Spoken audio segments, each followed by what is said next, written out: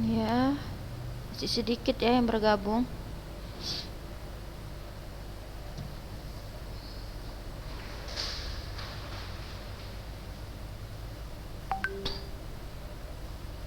Yang sudah bergabung silahkan dibuka ya kameranya. Yang sudah bergabung silahkan dibuka kameranya.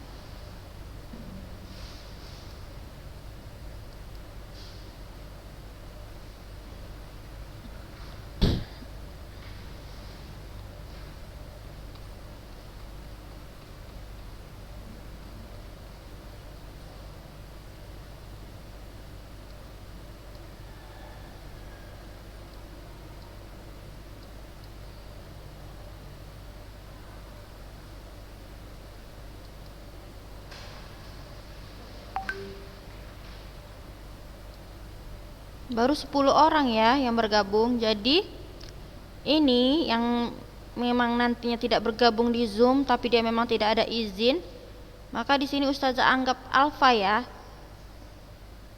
Jadi nanti bisa sampaikan di grup ke teman-temannya kalau misalnya dia tidak bergabung juga ya. Sampai nanti kita selesai, maka Ustazah anggap alfa karena tidak ada konfirmasi dari wali kelas tentang anak yang izin di kelas 9 ya. Itu. Oke. Kita mulai aja ya anak-anak Ustazah. Bismillah. Assalamualaikum warahmatullahi wabarakatuh. Waalaikumsalam. Alhamdulillah, puji syukur kita ucapkan kepada Allah Subhanahu wa taala yang mana dengan limpahan rahmat serta karunia darinya kita bisa mengikuti kembali kegiatan belajar daring pada hari ini. Apa kabar anak-anak Ustazah kelas 9? Alhamdulillah baik saja. Alhamdulillah. Iya. Jadi hari ini kita lanjutkan kembali materi kita ya. Kemarin sampai minggu lalu sampai yang ini udah kan? Struktur udah? Struktur sudah ya. Masih ingat nggak struktur dari teks diskusi apa-apa aja?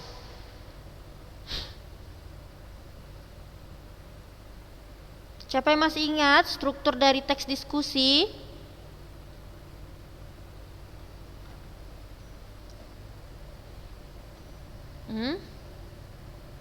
Struktur teks diskusi kan itu minggu lalu kita pelajari ya kan? Coba yang masih ingat struktur diskusi itu apa anak-anak Ustazah? Apa-apa aja? Yang pertama, ayolah. Ya, pendahuluan. Yang kedua, Isi. apa? Yang kedua? Isi. Ya, yang ketiga? Simpulan. Ya, biasanya kalau bagian pendahuluan Jihan Savana, kalau bagian pendahuluan berisi tentang apa Jihan Savana?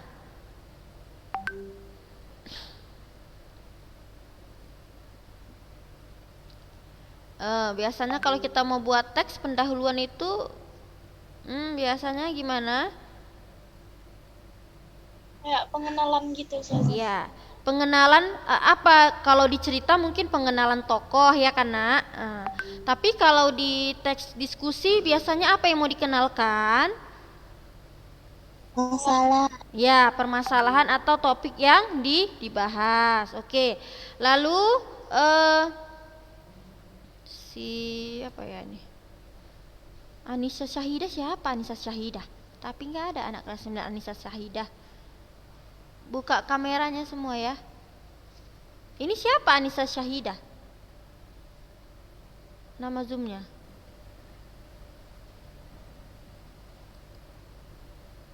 Oke, coba ini Anissa Syahidah siapa? Nana Ustazah?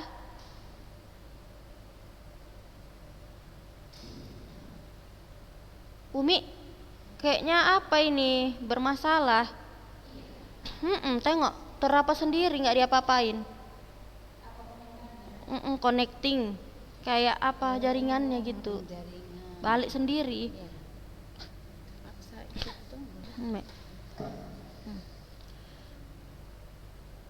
Pantas kok nggak ini orang itu nggak dengar. Ya, coba. Maaf ya, ada kendala sedikit. Kendala jaringan. Oke, dah. Dengar Ustazah kan anak-anak Ustazah? Dengar Ustazah. Oke, coba Rania kalau bagian isi itu apa yang dijelaskan pada bagian isi Rania? Lihat buku.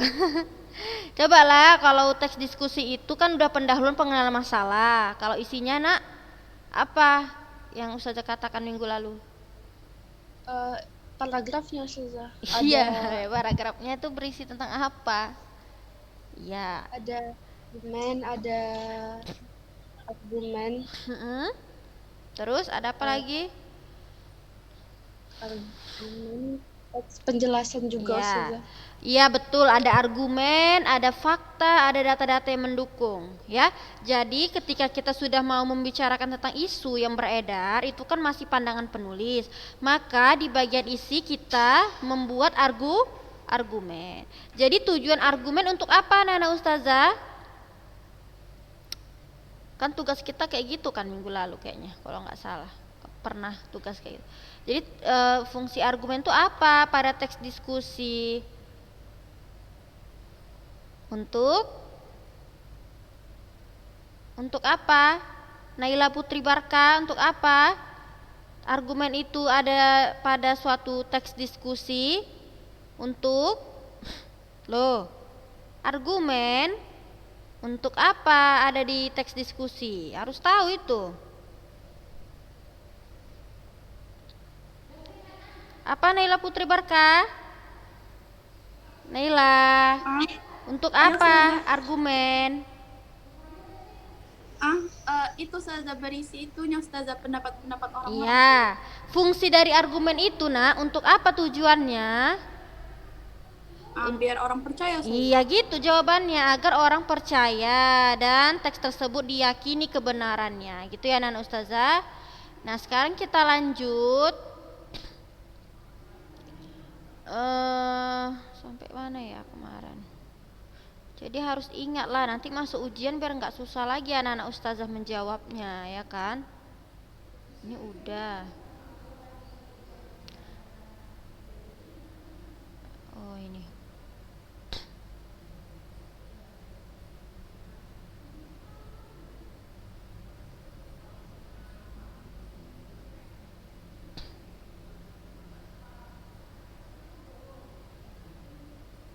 Nah, ini udah Ustazah jelaskan belum yang ini? Belum ya kata-kata seperti ini? Belum ya? Ya, jadi ini kaidah kebahasaannya anak-anak Ustazah. Jadi dalam suatu teks diskusi, nampak nggak di monitornya ini?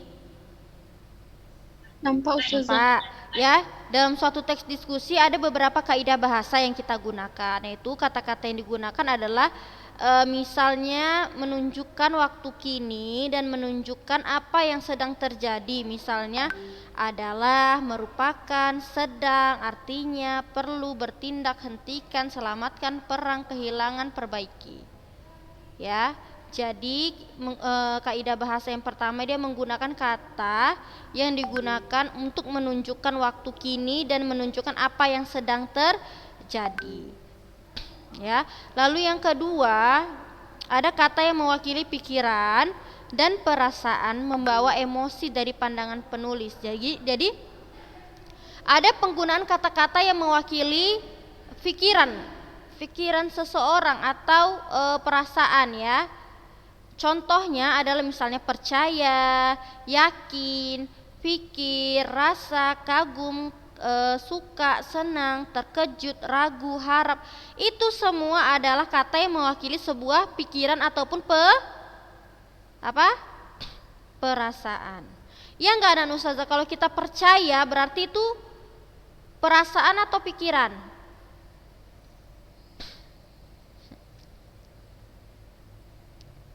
Kalau kita percaya perasaan atau pikiran? Perasaan Ustazah. Ya, pikiran juga. Ya iyalah kan, dua-duanya. Yakin, pikir, terus tuh takut, itu semua adalah perasaan. Cemas, ya kan, apalagi kata-kata perasaan? Senang, ya kan? Terus banyak ya kata-kata perasaan, kata-kata pikiran. Nah, itu adalah kaidah bahasa yang kedua yang terdapat pada teks diskusi. Itu ya anak-anak Ustazah ya. Lalu selanjutnya ada penggunaan kata emotif melibatkan pikiran pembaca, seakan pembaca melihat persoalan seperti yang kita pikirkan. Jadi kata emotif ini dulu pernah loh kita pelajari di kelas 7. Sewaktu kita belajar teks deskripsi. Masih ingat nggak anak-anak Ustazah dulu kita pernah belajar teks deskripsi waktu kelas 7? Ingat ya. Jadi kata emotif itu adalah kata dengan ya makna yang kuat. Maksudnya adalah kata khusus dengan makna yang kuat ya. Emosi kuat, maksudnya emotif itu emosi kuat. Contoh, kalau kita mau buat kata nih ya, dengar ya. Coba kata ganas ini anak-anak Ustazah, coba kata ganas yang lebih umum. Ganas ini kan udah khusus sekali dan lebih emotif, lebih berekspresi dia ganas ya. Lebih emosi yang kuat gitu kalau ganas. Tapi ada kata lain dari ganas yang lebih umum. Coba siapa yang tahu? Ya, siapa yang tahu ganas? Kata lain dari ganas. Ganas itu apa?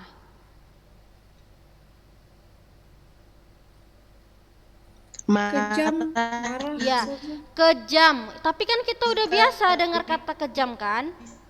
Nah, kata kejam itu udah biasa. Jadi kalau dalam sebuah teks, buat kata-katanya yang memunculkan emotif yang kuat, makna yang kuat, ya. Jadi ganas itu masih bisa dikatakan kata khusus yang kalau seorang baca, ya itu adalah maknanya sangat kuat dibandingkan kata apa tadi? Yang Anti bilang tadi, Raihana? Kejam Ustazah. Daripada kata kejam. Lalu anak-anak Ustazah, ini ada kata unik. Unik ini adalah kata emotif yang kuat. Dia lari ke khusus. Paham ya? Paham gak anak-anak Ustazah? Jadi contohnya nih ya, contoh. Misalnya Ustazah bilang seperti ini. Warna tentang baik lah ya. Tentang kata baik. Kata baik itu anak-anak Ustazah umum tidak sifatnya? Umum kan, nanti kalian nggak tahu umum itu apa. Jadi kalau kata umum itu itu cakupan maknanya lebih luas ya. Jadi kata baik itu tadi banyak perinciannya. Mana yang emotif lebih kuat kata baik itu? Misalnya lemah lembut. Lemah lembut termasuk baik atau enggak? Ke dalam kategori baik atau enggak? Termasuk kan? Nah itu tadi, lalu juga penyayang. Penyayang itu pun termasuk kata emotif yang kuat gitu. Dia lebih apa ya, maknanya lebih kuat. Lalu juga penyayang, lemah lembut, penyabar, itu adalah kata emotif dari kata baik. Nah lalu kata cantik, sering nggak kalian dengar kata cantik? Atau pernah dibilang cantik sama orang-orang gitu? Pernah kan?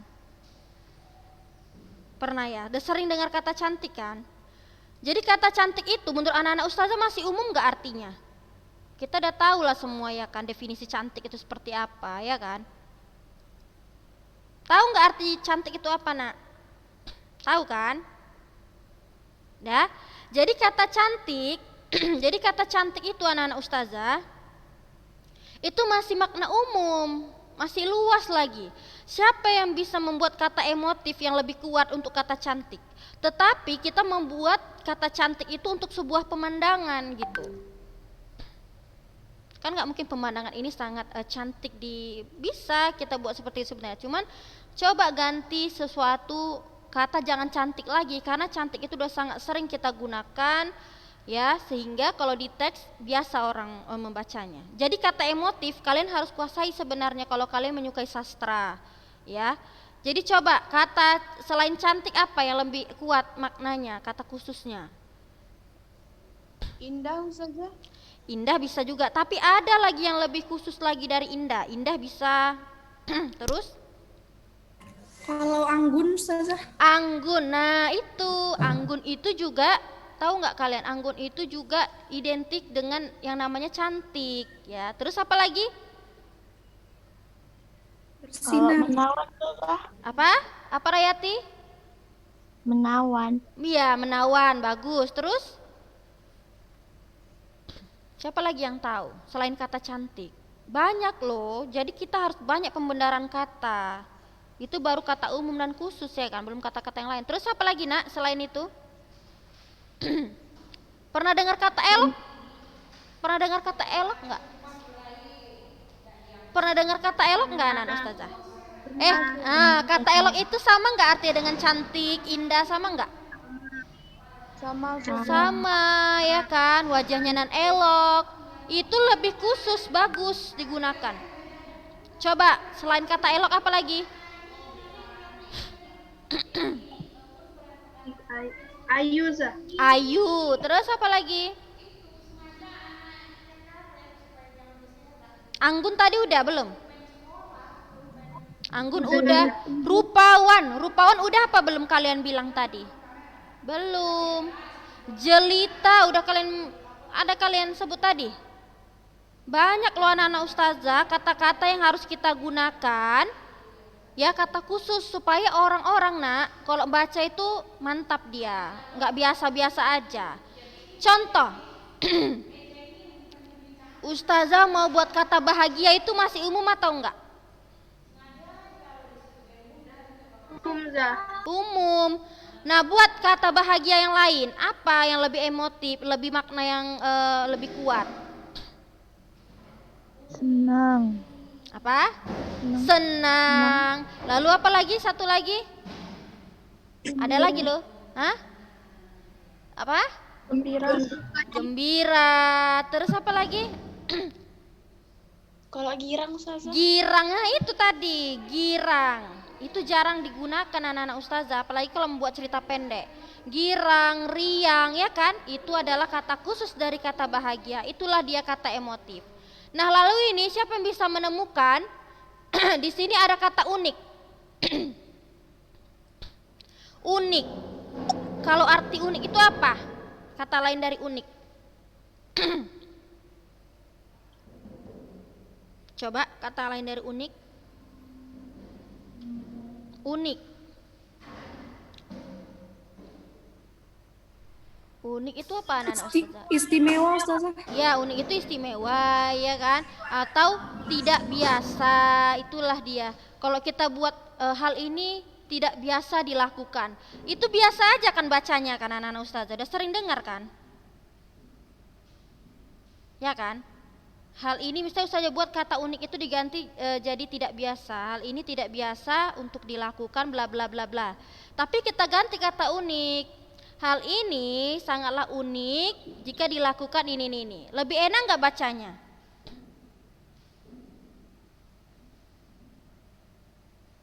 Dengarnya orang ini. Anak-anak ustazah lebih enak pakai kata unik atau kata tidak biasa? Unik. Kata unik. Unik. Ya, kalau di teks kayak gini, lalu liar. Liar itu artinya apa? Kalau berita-berita kan, kata liar di sini digunakan untuk orang yang memang istilahnya sudah melampaui batas, gitu loh. Misalnya dia nauzubillah min dzalik, entah dia mencuri, ya kan, gitu. Jadi dibuatlah kata liar, adalah suatu hal yang memang ke arah yang negatif. Dibuatlah liar. Lalu buas, berharga, kumal. Nah, kumal ini kata lainnya apa kumal? Nah, jarang ini kita dengar kumal. Kotor Zah. Iya, betul.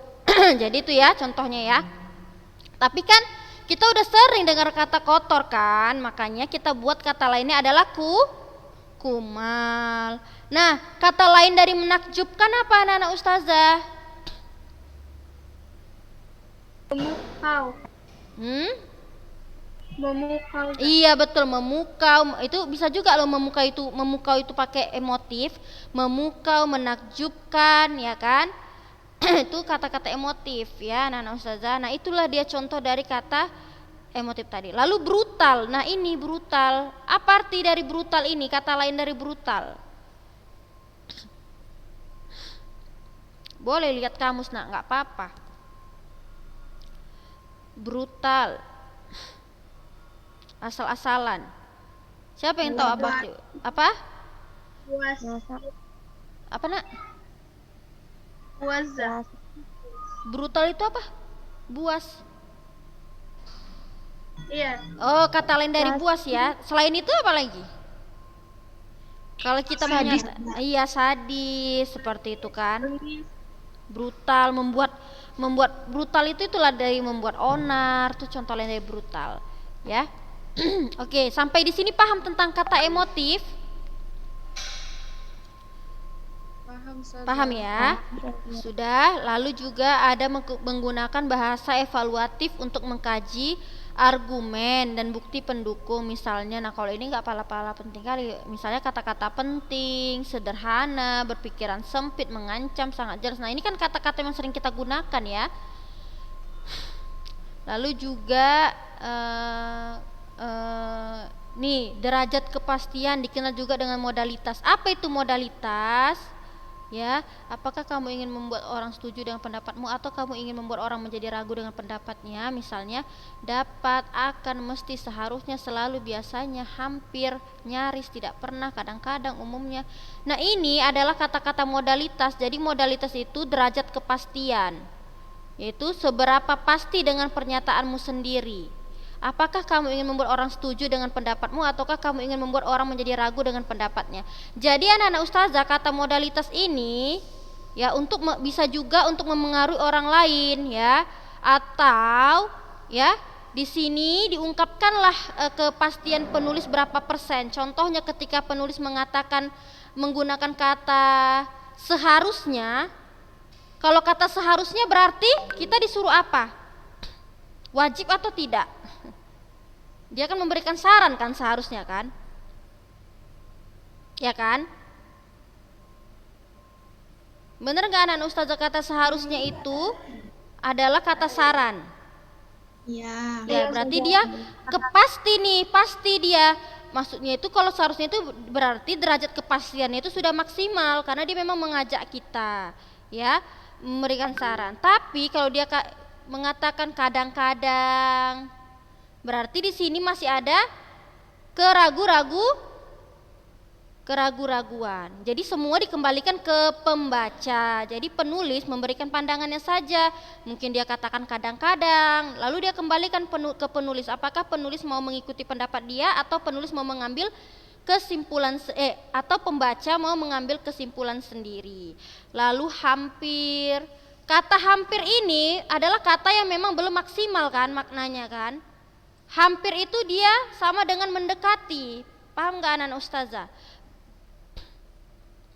Berarti kalau hampir derajat kepastiannya masih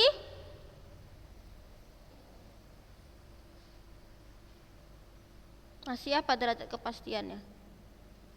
Masih kurang kan kalau hampir kan? Ya enggak? Iya. Ya. Ustazah. Oke, Iya, jadi itu Ustazah. maksudnya modalitas itu ukuran tentang pernyataan kita sendiri. Apakah kita mau membuat orang setuju dengan pendapat kita atau malah membuat orang lain itu menjadi ragu dengan pendapatnya gitu loh.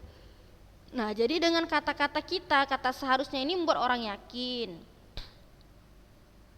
Ya, gitu anak ustazah. Tapi nanti ini tahu sendirinya kalau kita udah buat teksnya. Lalu konjungsi. Ya, konjungsi apa? Maksudnya dari konjungsi?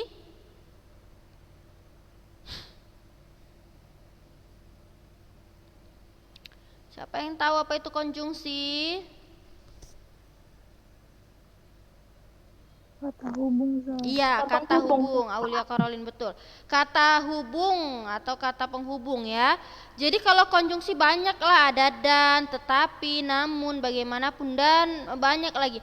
Jadi untuk kata konjungsi itu wajib ada dalam sebuah paragraf atau teks. Kenapa? Kalau misalnya kita tidak menggunakan kata konjungsi, maka suatu paragraf ataupun teks tidak bisa kita maknai dengan jelas. Jadi harus menggunakan kata penghubung. Dari tadi kalau kita baca teks, nah nggak ada tuh satu teks yang nggak punya kata penghubung, karena memang itulah syarat ya agar paragraf itu baik yang benar, paragraf itu benar, tepat, harus dia memiliki konjungsi. Jadi nanti di rumah dicatat ini ya. Ustazah nggak kasih tugas, catat aja nih, nanti suatu saat ustazah suruh kumpul. Nampak nggak anak ustazah pembagian konjungsi ini? Pak. Tapi tulisnya yang rapi ya, kalau bisa diwarnai, mana tahu nanti tak masuk ujian kan? Ya. Nih. Sekarang kita mau ngetes, ustazah mau ngetes nih sama kalian. Mau menemukan konjungsi ya.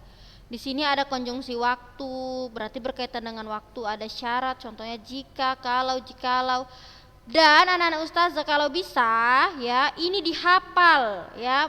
Entah minggu depan ustazah suruh satu-satu, misalnya mana di situ konjungsi waktu atau ini termasuk konjungsi apa. Jadi harus tahu anak-anak ustazah. Ada konjungsi penyebaban, gampang ini kalau konjungsi penyebaban, ada sebab, karena, karenanya. Ada konjungsi pengakibatan, ada sehingga, sampai, maka. Ada konjungsi penjelasan yaitu bahwa, ada konjungsi cara, dengan. Jadi ini kalau bisa dihafal, nanti minggu depan kalau yang bisa misalnya jawab, nah itulah nanti ustazah kasih nilai ya. Coba ya, kalau yang kata jika, kalau, jikalau, bila, manakala itu adalah konjungsi persyaratan atau syarat. Kalau konjungsi pengandaian ada andaikan, seandainya, umpamanya, sekiranya. Jadi coba ya. Siapa yang bisa? Di sini siapa yang bisa menemukan kata konjungsi? Siapa yang bisa menemukan kata konjungsi penyebaban? Coba.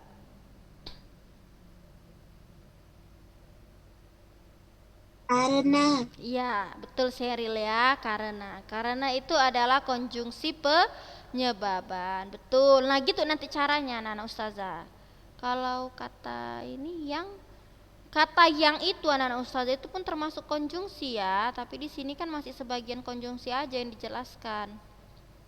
Nah, sekarang kita mau cari konjungsi yang gampang. Satu lagi yang berkaitan dengan waktu.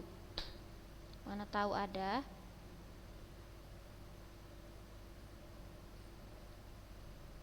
Bentar ya.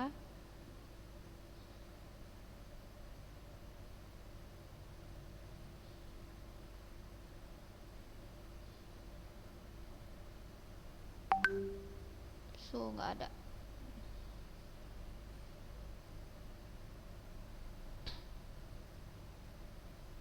Sini nggak ada ya yang waktu.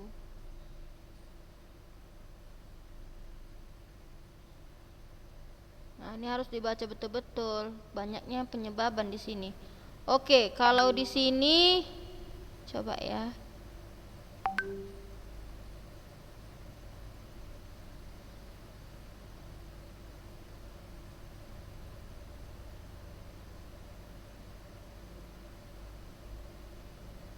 Coba. Di sini siapa yang bisa dapat konjungsi apa namanya?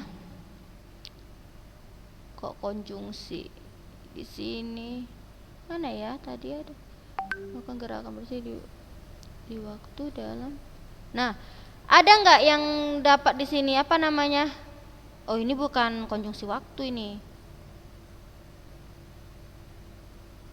Nggak ada. Nah, ini. Siapa yang bisa menemukan konjungsi waktu? Satu orang ya.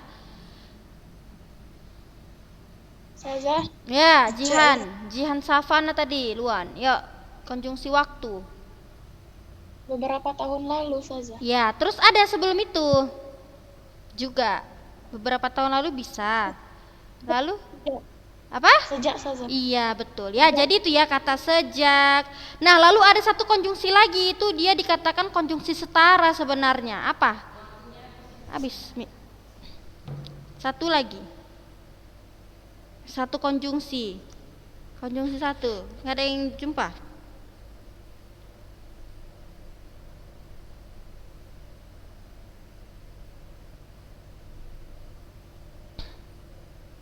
Dan Ustazah. Iya, dan. Jadi dan itu termasuk konjungsi setara. Oke ya, Nana Ustazah, waktunya sudah selesai. Jadi insya Allah minggu depan kita lanjutkan lagi tentang konjungsi ya. Nah, jadi Ustazah cukupkan sampai di sini dulu materi hari ini. Semoga apa yang sudah Ustazah jelaskan dapat dipahami dengan baik ya, Nana Ustazah. Nah, sebelum kita menutup pembelajaran, mari kita sama-sama membaca doa kafaratul majlis. Subhanakallahumma wa bihamdika asyhadu an la ilaha illa anta. Astagfirullah wa atubu ilaik. Oke, Assalamualaikum warahmatullahi wabarakatuh. Waalaikumsalam warahmatullahi wabarakatuh.